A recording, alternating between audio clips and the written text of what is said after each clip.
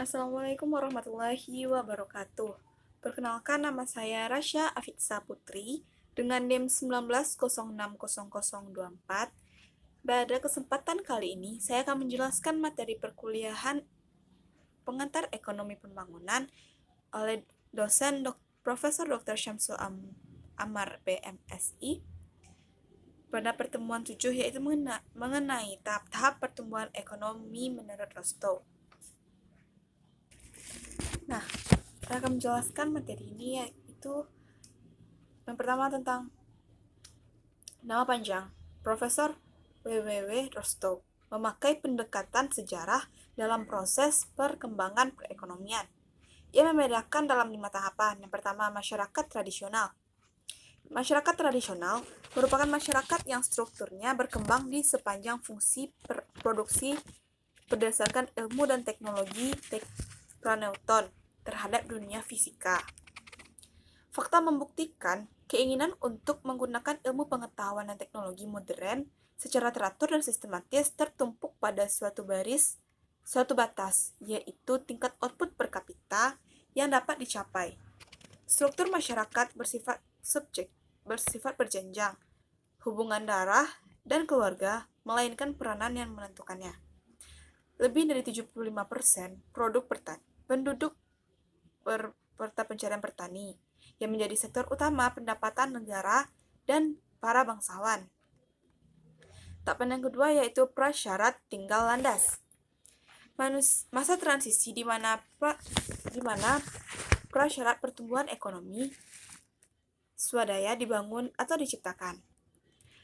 Pada abad pertengahan berakhir dan abad modern bermula, masyarakat ini digolongkan oleh 4 kekuatan: Renaissance atau era perencanaan, kerajaan baru, dunia baru, agama baru, dan reformasi. Kekuatan ini menempatkan penalaran dan ketidakpercayaan sebagai pengganti kepercayaan dan kewewenangan, mengakhiri feodalisme, dan membawa kebangkitan negara kebangsaan, timbulnya kaum borjuis, golongan elit di kota-kota, dagang baru.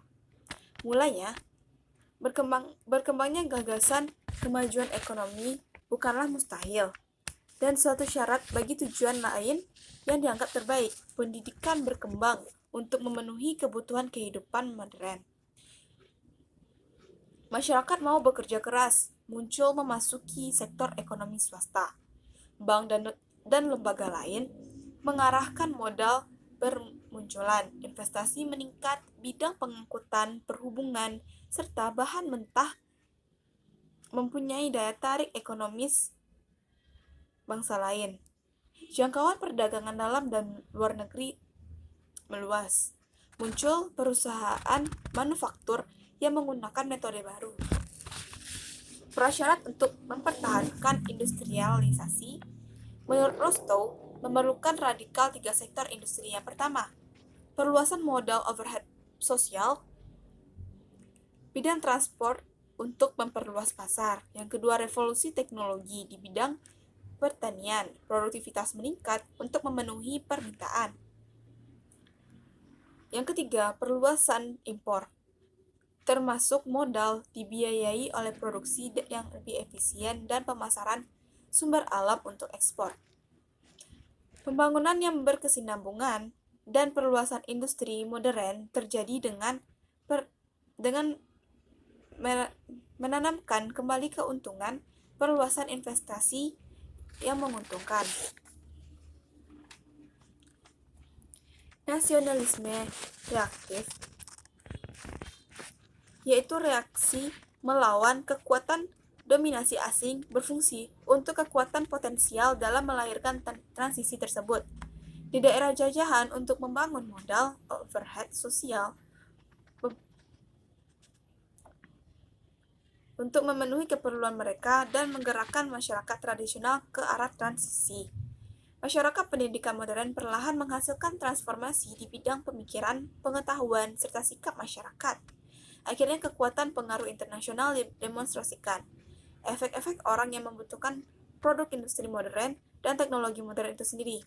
Nah, tahap yang ketiga ialah tinggal landas, merupakan titik yang menentukan kehidupan masyarakat ketika pertumbuhan mencapai kondisi normal. Kekuatan modernisasi berhadapan dengan adat istiadat dan lembaga-lembaga. Nilai-nilai dan kepentingan masyarakat tradisional membuat terobosan yang mencantumkan dan kepentingan bersama membentuk struktur masyarakat. Rostow mendefinisikan tinggal landas sebagai revolusi industri bertalian secara langsung dengan perubahan radikal dalam metode produksi jangka waktu yang relatif singkat, menimbulkan konsekuensi. Syarat tinggal landas yang pertama, kenaikan laju investasi produktif misalnya dari 5% kurang dari 10% dari pendapatan nasional atau produk nasional neto. Yang kedua, berkembangnya salah satu atau beberapa faktor manufaktur penting dengan laju pertumbuhan yang tinggi. Hadirnya secara cepat kerangka politik, sosial, dan organisasi yang menampung hasrat ekspansi di sektor modern dan memberi daya dorong pertumbuhan. Nah, secara rincinya, yang pertama, tingkat investasi neto melebihi 10% dari pendapatan nasional. Kenaikan output per kapita harus melebihi tingkat pertumbuhan penduduk. Rostow menjelaskan, apabila misalkan rasio modal atau output marginal tahap awal pembangunan 3,5:1, asumsikan kenaikan produk 1-1,5% per tahun. Jelas, antara 3,5 dan 5,25% dari PNN harus teratur diinvestasikan jika PNN per kapita hendak dipertahankan. Menjadi teratur dan mendasar tercapai jika produk nasional yang diinvestasikan secara produktif ditingkatkan dari 5% menjadi 10%. Didasarkan pada anggapan tambahan rasio, modal output dan laju pertumbuhan penduduk tetap konstan. Yang kedua, perkembangan sektor-sektor penting. Pertumbuhan primer, kemungkinan inovasi atau menggarap sumber baru atau belum terangkap menghasilkan laju yang lebih tinggi dari sektor ekonomi lainnya. Yang kedua, pertumbuhan suplementer. Pertumbuhan pesat yang terjadi sebagai konsekuensi pertumbuhan primer, industri bidang besi, batu bara, dan baja dianggap sebagai sektor pertumbuhan suplementer. Yang ketiga, pertumbuhan turunan. Terjadi dalam kaitan yang agak tetap dengan pertumbuhan di bidang pendapatan nasional penduduk, produk, industri, dan lain-lainnya, yang keseluruhan meningkatkan secara cepat. Menurut Rostow, pertumbuhan cepat sektor utama tergantung atas 4 faktor dasar. Yang pertama, kenaikan permintaan efektif terhadap sektor tersebut dicapai melalui pengurangan konsumsi, tingkat impor, atau peningkatan pendapatan nyata. Yang kedua, adanya penghapusan fungsi, produk baru, atau perluasan kapasitas di sektor tersebut. Adanya keuntungan, investasi, dan modal lebih dahulu yang memadai untuk tinggal landas sektor ini. Yang terakhir, sektor-sektor penting harus mendorong perluasan output di sektor lain melalui transformasi teknik. Kerangka budaya yang mendorong ekspansi. Kemampuan perekonomian untuk mengalahkan lebih besar tabungan dari pendapatan yang bertambah guna meningkatkan permintaan efektif terhadap barang-barang pabrik dan kemampuan untuk menciptakan ekonomi eksternal melalui ekspansi sektor itu. Tahap tinggal landas sumbu X menggambarkan PNN, sumbu Y menggambarkan tabungan, yang dapat kita lihat dalam buku seperti yang dicantumkan pada yang saya buat seperti ini. Nah,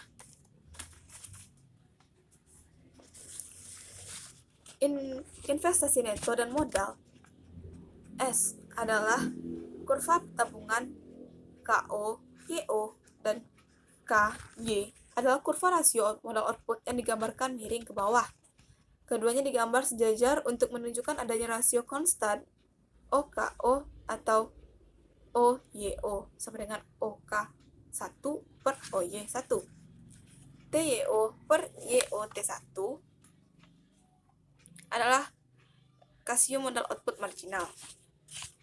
Nah, yang selanjutnya, dorongan menuju kedewasaan. Tahap yang keempat. Pada waktu negara berada tahap kedewasaan teknologi, ada 3 perubahan yang terjadi. Yang pertama, sifat tenaga kerja berubah menjadi terdidik, hidup di kota, dan upah pun akan meningkat. Nah, yang kedua, watak pengusaha berubah, bekerja keras dan kasar menjadi lebih efisien, yang lebih halus serta sopan. Nah, yang ketiga, masyarakat menjadi bosan pada pekerjaan industrialisasi dan meningkatkan suatu yang baru menuju perubahan yang lebih efisien. Tahap yang terakhir ialah era konsumsi massa besar-besaran. Ditandai dengan migrasi di pinggiran kota, pemakaian mobil secara luas, barang-barang dan peralatan tahan lama. Keseimbangan perhatian masyarakat beralih dari penawaran ke permintaan, dari persoalan produksi, persoalan konsumsi, dan kesejahteraan arti luas. Tetapi ada 3 kekuatan cenderung meningkatkan kesejahteraan. Yang pertama, penerapan kebijakan nasional untuk meningkatkan kekuasaan dan pengaruh melampaui batas-batas nasional. Yang kedua, pemikiran satu negara kesejahteraan dengan pemerataan pendapatan nasional yang adil melalui pajak progresif. Yang terakhir, keputusan pembangunan pusat perdagangan dan sektor penting. Kecenderungan konsumsi besar-besaran barang yang tahan lama, ketiadaan pengangguran, dan peningkatan kesadaran kejaminan sosial membawa kepada laju pertumbuhan penduduk yang semakin tinggi. Nah, kritik terhadap tahap-tahap pertumbuhan ekonomi.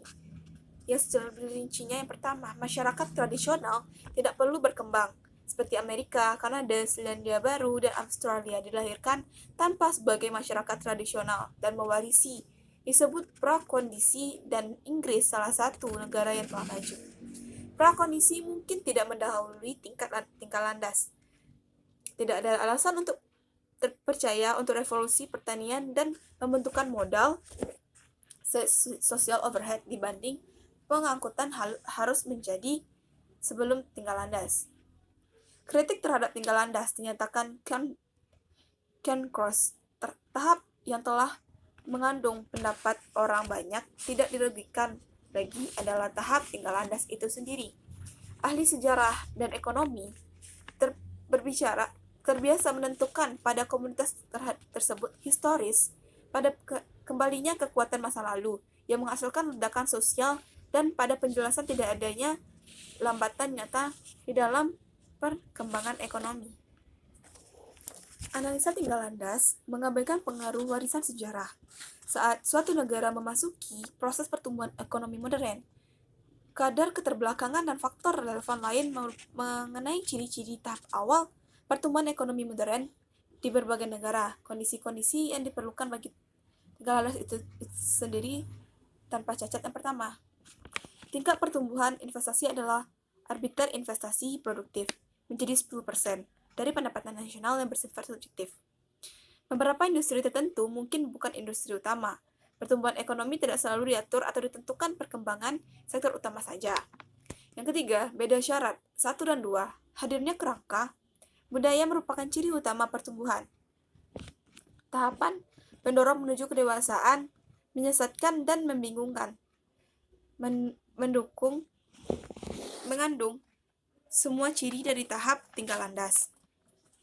Yang terakhir, tahap konsumsi massal, tidak kronologis. Menurut salah satu kritik, periode konsumsi massal itu tidak mempunyai arti, justru mengurangi daya ideologinya. Keterbatasan dan pentingnya tinggal landas bagi negara terbelakang. Konsep tinggal landas secara ideal cocok untuk industri di negara terbelakang. Ditulis oleh Dos Gupta, dapat diberi penafsiran yang bermanfaat bagi perekonomian, bagi permohonan proses pembangunan ekonomi di negara terbelakang. Menyangkut syarat pertama, terdapat keraguan mengenai persentase yang 10% tersebut. Tetapi pada syarat kedua dapat dibuat dengan lingkungan di suatu negara, keterbatasan negara terbelakang. Yang pertama, rasio modal atau modal output tidak konstan. Menghitung modal secara agregat, Rostow menganggap rasio modal atau Modal output konstan, mencerminkan adanya returns of scale to scale yang konstan. Yang kedua, penghapusan pengangguran tidak mempertimbangkan. Dasgupta menganggap penghapusan pengangguran mendukung syarat minimum yang harus dilalui untuk mencapai tahap tinggal landas. Nah, yang ketiga, unsur dua makna. Tahap tinggal landas industri mengangkat akibat naiknya pendapatan nasional tanpa mengurangi kecenderungan rata-rata konsumsi. Yang keempat, pembangunan ekonomi tidak spontan, memberi kesan unsur spontanitas. Tinggal landas, proses yang memakan waktu setelah mencapai kecepatan dan sebagai landas telah diatur, tidak dapat diperlambat apalagi diundur. Nah, baiklah, hanya sekian dari saya pada pembahasan pertemuan 7 ini yang tahap-tahap rekomendasi Rostow. Sekian dari saya. Wabillahi taufiq wal hidayah. Wassalamualaikum warahmatullahi wabarakatuh.